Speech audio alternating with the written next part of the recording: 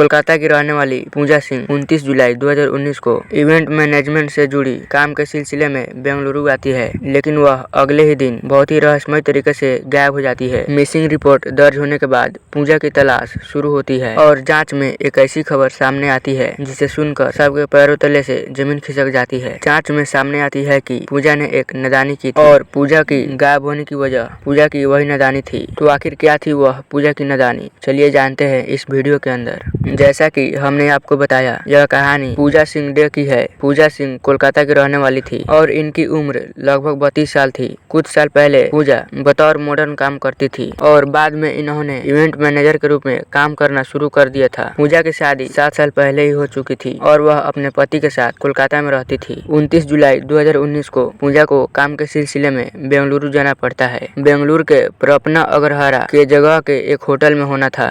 Day schedule के मुताबिक 29 तारीख को पूजा कोलकाता से फ्लाइट लेकर बेंगलुरु के कैंपापोड़ा इंटरनेशनल एयरपोर्ट तक आती है और यहाँ से एक ओला कैब बुक करके होटल तक आती है। जब पूजा एयरपोर्ट से होटल जा रही थी तभी रास्ते में ओला ड्राइवर से उसकी कुछ बातें होती है। इस दौरान पूजा को ड्राइवर का बिहेवियर अच्छा लगता है और वह दोनों बात करते करते होटल तक पहुँच जाते हैं। पूजा कार से उतरती है और होटल जाने से पहले ड्राइवर को बोलती है, अगर पॉसिबल हो तो 31 जुलाई को सुबह 4 बजे तुम इसी होटल से मुझे पिक कर लेना, क्योंकि सुबह में ही मेरी बेंगलुरु से कोलकाता के लिए फ्लाइट है। और 1200 रुपए में बातचीत हो जाने के बाद ड्राइवर हामी भर देता है और वहां से चला जाता है। अब तारीख आ जाती है 31 जुलाई 2019। सुबह के 4:45 बजे पूजा अपने हस्बैंड को टेक्स्ट मैसेज के जरिए गुड मॉर्निंग बोलती है और उसे बताती है कि मैं ठीक समय पर कोलकाता पहुँच जाऊंगी। पूजा के बताए टाइम से ही पूजा का पति कोलकाता में उसका इंतजार कर रहा होता है, मगर पूजा नहीं आती है। यहाँ तक कि शाम भी हो जाती है, तब तक भी पूजा का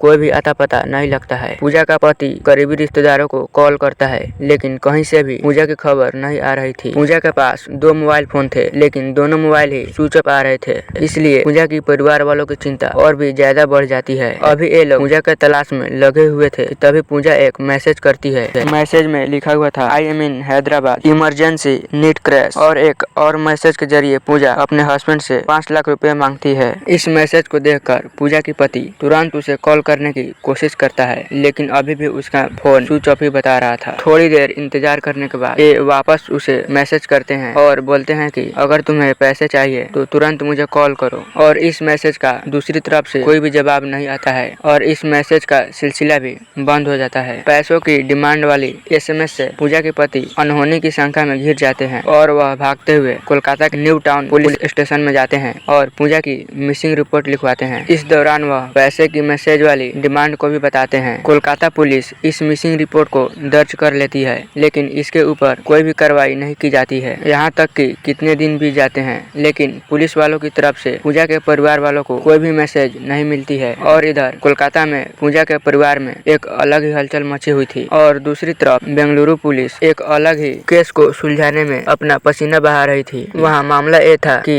31 जुलाई 2019 को कैंपापोड़ा इंटरनेशनल एयरपोर्ट के कंपाउंड में पड़ी एक लाश की जानकारी देते हैं। जानकारी मिलते ही पुलिस की एक टीम मौके पर आती है और जांच करनी शुरू कर देती है।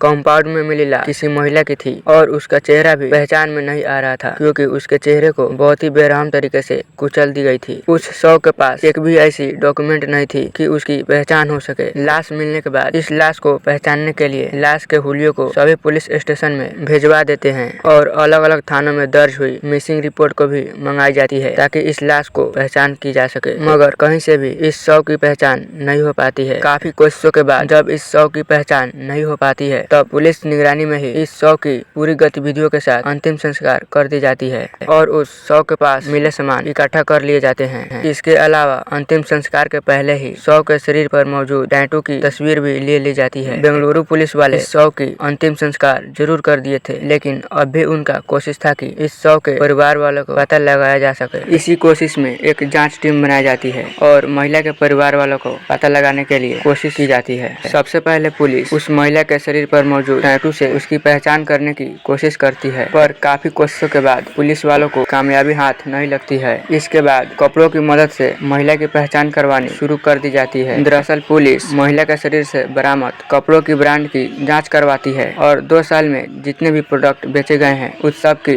डिटेल निकलवाती है। ये काम आसान नहीं था, लेकिन फिर भी इसके बावजूद पुलिस इस केस को सुलझाने में कई दिनों तक लगी रहती है। इसी जांच के दौरान पुलिस को मालूम पड़ती है कि कुछ इस तरह की कपड़ों की खरीदारी कोलकाता से की गई है। उसी आधार पर अब पुलिस वाले पता लगाने के लिए कोलकाता आते हैं। अब यहाँ आकर पिछले कुछ महीनों में सभी थानों में मिसिंग रिपोर्ट दर्ज होने की डिटेल मंगवाई जाती है। सभी मिसिंग रिपोर्टों की स्टडी करने के बाद न्यू टाउन पुलिस स्टेशन में दर्ज हुई मिसिंग रिपोर्ट से बेंगलुरु में मिली लाश की हुलिया काफी हद तक मिलती जुलती है। केस की पूरी फाइल स्टडी करने के बाद पुलिस ये अनुमान लगाती है कि बेंगलुरु में जो लाश मिली है वह पूजा सिंह डे की हो सकती है, जिसकी missing report new town police station में दर्ज की गई है।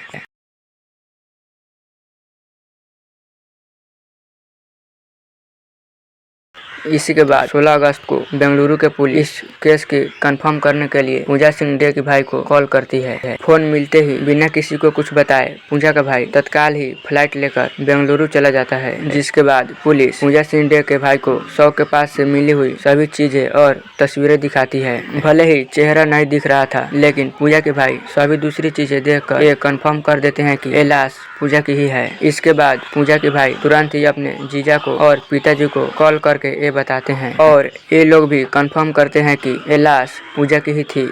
उन लोगों को भी पता चलते ही अगले दिन फ्लाइट लेकर बेंगलुरु चले आते हैं। जांच के दौरान कोलकाता पुलिस की एक बड़ी ही लापरवाही सामने आती है। पूजा के गायब होने के तुरंत बाद पूजा के पति कलकत्ता में मिसिंग रिपोर्ट दर्ज करवाई थी और उसमें पूजा की बेंगलुरु जाने के भी जिक्र किया था। ढंग से ये होना था कि कोलकाता पुलिस तुरंत बेंगलुरु पुलिस को इस मिसिंग रिपोर्ट के बारे में बताए, लेकिन इस केस के दर्ज होने के बाद पुलिस यूं ही उस फाइल को धूल खाने के लिए छोड़ देती है। वो तो बेंगलुरु पुलिस की मेहनत थी जो पूजा के परिवार मिल पाई। खैर, पुलिस को तो अब ये पता चल गई थी कि ये मरने वाली महिला कौन है, लेकिन अब पुलिस के सामने यह चुनौती खड़ी हो जाती है कि आखिर किसने इस महिला को इतनी बुरी तरह से मारा। पूजा के ईमेल का एक्सेस पूजा के पति के पास भी था, जिससे पता चलता है कि पूजा एयरपोर्ट पर उतरने के बाद होटल तक जाने के लिए एक ओला कैब बुक की थी। पुलिस अब उसी ओला कैब को ट्रेस करने की कोशिश करती है। तब पता चलता है कि पूजा द्वारा बुक की गई ओला कैब ही आखिरी ओला कैब थी, यानी 17-18 दिनों से उस कैब की बुकिंग नहीं हुई है।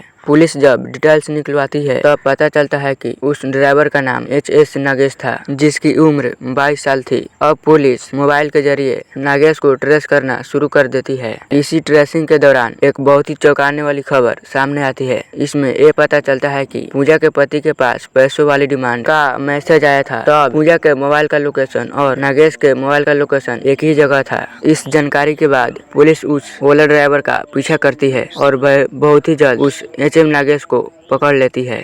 पहली बार जब पुलिस नागेश से पूछती है तब वह सारे जुर्म को नकारते रहता है, लेकिन जब पुलिस शक्ति से पूछती है तब वह सारे राज खोलने लगता है। नागेश का एक खुलासा बेहद ही चौंकाने वाली थी। नागेश के खुलासे के अंतर्गत इसी रास्ते के बीच पूजा नागेश से बात करती है और उसे नागेश का व्यवहार काफी अच्छी लगती है। तो फिर वह कहती है कि मुझे 31 जुलाई को ही सुबह की फ्लाइट पकड़नी है, अगर हो सके तो तुम मुझे पिक कर लेना, क्योंकि इतनी सुबह पता नहीं मुझे समय पर गाड़ी न मिले। नागेश भी मान जाता है और बातचीत 1200 रुपए में पक्की हो जाती है। ये डील होते ही नागेश के मन में शैतानी ख्याल आने शुरू हो जाते हैं और वह पूजा को लूटने के बारे में सोचने लगता है। दरअसल नागेश को लगता है कि पूजा बहुत ही अमीर है और उसके पास बहुत सारा पैसा और ज्वेलरी हो सकता है। इसी लालच में नागेश दुकान से एक चाकू खरीदता है और अपने सीट के नीचे छुपा देता है। इसके अलावा वह कार का जैक रॉड भी अपने पास ही रख लेता है। इसके बाद डील के मुताबिक नागेश सुबह के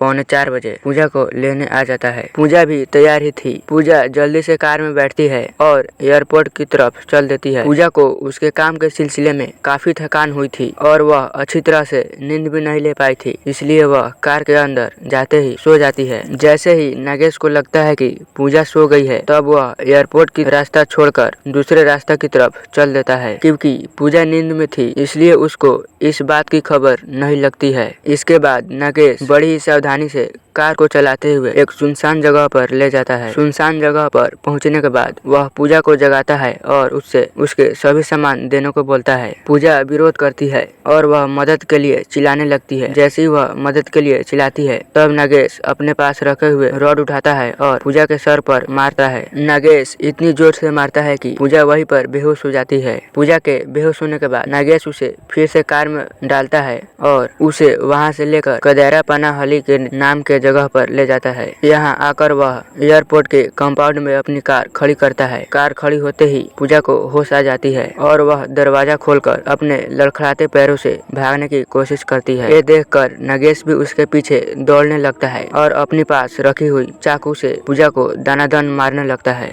चाकू के लगातार वार से पूजा काफी ज्यादा लहूलुहान हो जाती है और वह मदद के लिए चिल्लाती है, लेकिन इतनी सुबह उसकी मदद करने के लिए वहाँ कोई भी इंसान मौजूद नहीं था। पोस्टमार्टम के रिपोर्ट के मुताबिक पूजा को लगभग 22 बार चाकू से गौंथा गया था। इतनी हमलों के बाद भी पूजा अभी भी सांसें ले रही थी। ये देखकर नागेश को और भी ज्यादा गुस्सा आता है और वह पास में रखी हुई एक बड़ा सा पत्थर उठाकर उसके छाती पर दे मारता है और इस पत्थर की वार से पूजा की वहीं पर डेथ हो जाती है। नागेश ने पूजा की जान ले ली थी, लेकिन अब उसे डर सताने लगता है कि पूजा पहचान में आ जाएगी और वह बहुत जल्द पकड़ा जाएगा। इसलिए वह वही पत्थर उठाकर बार बार पूजा के चेहरे पर मारने लगता है। वह तब तक पत्थर मारता है जब तक कि पूरा चेहरा बिगड़ न जाए। पूजा के मारने के बाद वह पूजा के लाश को पास की झाड़ी में फेंक देता है और उसके पास मौजूद सभी सामान ले लेता है। नागेश को उम्मीद था कि उसे पूजा के पास से लाखों रुपए मिलेंगे, लेकिन पूजा के पास सिर्फ 500 का एक नोट और 2 क्रेडिट कार्ड थे। इसके अलावा पूजा के पास 2 और फोन भी थे, जिसमें एक मोबाइल एप्पल का था और दूसरा वीवो कंपनी का। नागेश वह 500 रुपए और दोनों फोन लेकर चला जाता है और वह पास के शॉप पर जाकर किसी तरह मोबाइल का IMEI नंबर बदलवा लेता है ताकि उसकी चोरी पकड़ न जाए, जबकि आईफोन को वह किसी को सस्ते दामों में बेच देता है और पूजा के वॉलेट से कुछ 1000 रुपए अपने वॉलेट में ट्रांसफर कर लेता है और वह इसी फोन से टूटी फूटी अंग्रेजी लिखकर पूजा के पति से रुपए की डिमांड करता है। तब पूजा के पति ये देखकर समझ जाते हैं कि ये तो पूजा ने नहीं लिखी हो। इसी के बाद वह पुलिस स्टेशन जाकर पूजा की मिसिंग रिपोर्ट दर्ज करवाते हैं। पुलिस के बयान के मुताबिक ये सब कुछ टल सकता था अगर पूजा ने एक छोटी सी नादानी न की होती। दरअसल पूजा ने जब ड्राइवर से पिक करने की बात की थी तो वह ओला ऐप के जरिए नहीं की थी बल्कि डायरेक्ट की थी। पुलिस के बयान के मुताबिक अगर पूजा ये बुकिंग ऑनलाइन की होती तो शायद नागेश ऐसा कुछ भी नहीं कर पाता। ऐसी स्थिति में ड्राइवर के पकड़े जाने की खतरा बहुत ज्यादा रहता है तथा उस तक मदद भी बहुत जल्दी पहुंच सकती है। मगर चंद टाइम बचाने के लिए पूजा ने ऑनलाइन बुकिंग न करके डायरेक्ट ही बुक कर ली और इस डील की कीमत पूजा को अपनी जान देकर चुकानी पड़ी। अक्सर कार बुकिंग तथा पुलिस की तरफ से भी कहा जाता है कि कभी भी कार बुकिंग ऑफलाइन न करें। आप इससे चंद पैसे तो बचा लेंगे, लेकिन अगर आपकी किस्मत थोड़ी सी भी खराब हुई तो इसकी कीमत आपको अपनी जान देकर चुकानी पड़ेगी। तो हमेशा सावधान रहे। फिलहाल नागेश को इस पूरे खुलासे के बाद उसे गिरफ्तार करके जेल भेज दिया जाता है। फिलहाल उस पर पूजा की हत्या, लूटपाट और सबूत मिटाने के जुर्म में उस पर गंभीर धाराएं चल रही है। 2021 में पुलिस ने भी अपनी चार्जशीट फाइल दर्ज कर दी थी और अब सलाखों के पीछे बंदा नागेश सजा के ऐलान का इंतजार कर रहा है। और हमें कमेंट में जरूर बताइएगा कि ऑनलाइन बुकिंग के समय हमें कौन कौन सी सावधानियां बरतनी चाहिए।